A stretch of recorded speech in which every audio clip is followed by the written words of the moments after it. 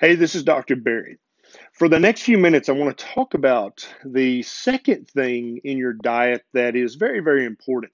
You know, on this channel, I talk a lot about the food you should eat and about the food-like products you should avoid. This video is all about water and which kind of water is the healthiest water for you to drink. It's a very, very important topic. There is a lot of mythology around water, which waters you should and should not drink, and why.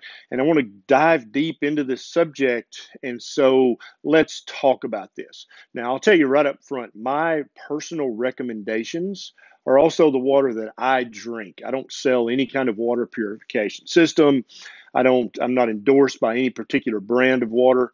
I drink the waters that I think are the healthiest for me and for my family. We drink distilled water, we drink reverse osmosis water, and then if we must buy water, then we buy only water that is sold in glass bottles. We don't buy distilled water if we can help it in plastic because distilled water is a little more aggressive at pulling minerals and plastics and things. It's not nearly as aggressive as a lot of people talk about it being, and we'll talk about that later in this video, but it is more likely, especially if that bottled distilled water in plastic sits for a long period of time, or if it's exposed to sunlight or heat, some of the plastics are going to leach out into that water, and then you're going to consume that plastics. And I have videos both here and on my Facebook page about why that's a bad idea. Reverse osmosis water is what we probably drink the most of because you can install your own system under your sink, a very good quality system. That is definitely an initial investment up front, but not nearly as much as you might think. And I'm going to link to the system we use in the show notes down below. And then if you must buy bottled water anywhere when you're traveling, please buy it in glass bottles only. Typically, all you can get in glass bottles is either distilled or reverse osmosis or mineral waters, all of which I think are fine and healthy for you. Now, let's talk about some of the myths around really distilled water and reverse osmosis water. Now, distilled water, it's hard to talk bad about that because it's rain. Rain is distilled water. The sun on the ocean and the lakes and the streams causes evaporation of water molecules. They go up into the clouds and then they're rained down as distilled water. That's what rain is, or at least that's what it used to be. Now, in today's times, there's quite a bit of pollution, perhaps, in the atmosphere and the upper atmosphere, and so you worry a little bit about rainwater. Yeah, I think it's still fine, but you need to let it rain for 15 or 20 minutes and then start collecting the rainwater afterwards in very clean containers. And I think that's probably as almost as good as distilled water in a glass container or distilled water that you produce in your own household. And so, one of the big myths is that distilled water or reverse osmosis water, since they don't have anything in them, including minerals, will leach the minerals out of your body. They'll leach the calcium out of your bones and give you osteoporosis. In the making of this video, I looked extensively into the research. I can't find any hint of research that purports to claim this or to show this. Now, there are many gurus out there on YouTube and other social media who will tell you that distilled water and reverse osmosis water are like mineral magnets, and they'll pull all the minerals out of your body and leave you just a shriveled up, osteoporotic, mineralless mess. And it's just not true. There's no truth behind that. When you take a drink of distilled or reverse osmosis water in your mouth, swallow it into your esophagus, and by the time it hits your stomach, it's already been exposed to enough sodium and chloride that it's going to be completely saturated with these minerals. And so you don't have to worry about that. So that is a big myth. There's absolutely zero research showing that distilled or reverse osmosis water will leach or suck any minerals or vitamins or anything else for that matter out of your body. There's just no truth to that whatsoever. And so the truth, it is true that there are no minerals in reverse osmosis or distilled water. That's absolutely true. Just like rainwater has no minerals in it unless it picked up some contamination on the way down. That's not a problem because compared to what? That would be my question. And so are you saying that tap water, municipal city water, has lots of good healthy minerals in it? because I don't think that's the case. And we'll talk about that a little more down below.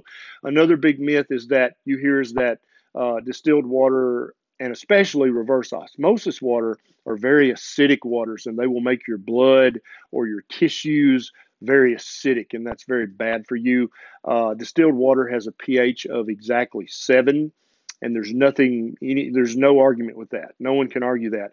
Reverse osmosis water, if it's left exposed to air, might pull some carbon dioxide into it out of the atmosphere, out of the air you're breathing right now, and that might lower the TH temporarily. But as soon as you swallow that water, your stomach pH is more acidic, not by a little bit, but by orders of magnitude, by powers of 10 more acidic. And so that literally makes no difference to your body at all. Your body, by the time the water is absorbed by your small intestine, your body can't tell if you drink rainwater, distilled water, reverse osmosis water, or city water, except for the contaminants that are in the water. And that's why I recommend reverse osmosis or distilled water for your home, is because you just can't trust municipal water anymore. I was a county commissioner for 4 years in my local county, and we had problems with the water having too much fluoride, too much chlorine, too much of this and that and the other, and they were constantly having to tweak this and sending out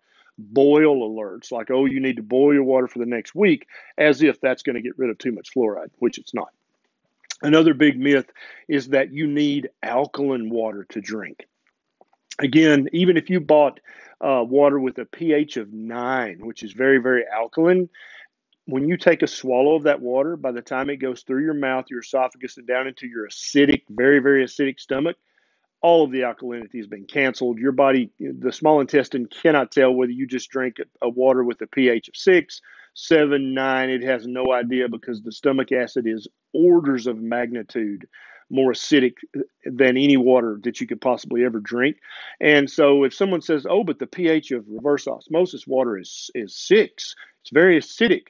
Well, remind them that the acidity of the coffee they're drinking, the pH of coffee is about 4, and tea also is about 4. So if they're worried about acidity, they probably ought to stop the coffee and tea as well, because they have an acidity of about 4, which also does not matter, because your stomach acid is about 100 times more acidic than that. So it makes no difference whatsoever.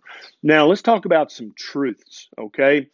The minerals in your municipal water, if you get city water, or even if you have spring water or well water. Now, spring water and well water, if they're uncontaminated, can be very good sources of water. My grandmother has a very deep well on her property. The water tastes delicious, and we actually sent it off. And it has a few little minerals, but it didn't have any contaminants whatsoever. So it's a wonderful water for her to drink and for us to drink when we visit. But your municipal water, the only minerals, the only elements it's going to have in it is chlorine and fluoride. Right? That's basically it. There might be a tiny milligram of calcium, maybe a half milligram of magnesium, but there's not going to be any meaningful minerals in your municipal water. That's just a myth. If you buy mineral water in a glass container, then you might have more minerals, but still, if you look on the back, you'll be very shocked at how few minerals are actually even water labeled mineral water. So I think that we definitely need our minerals, but I think you need to get your minerals and your electrolytes from the foods you eat, or by adding an electrolyte supplement, which we often do, just to make sure we're getting enough. And I'll link to that little supplement down in the show notes below as well.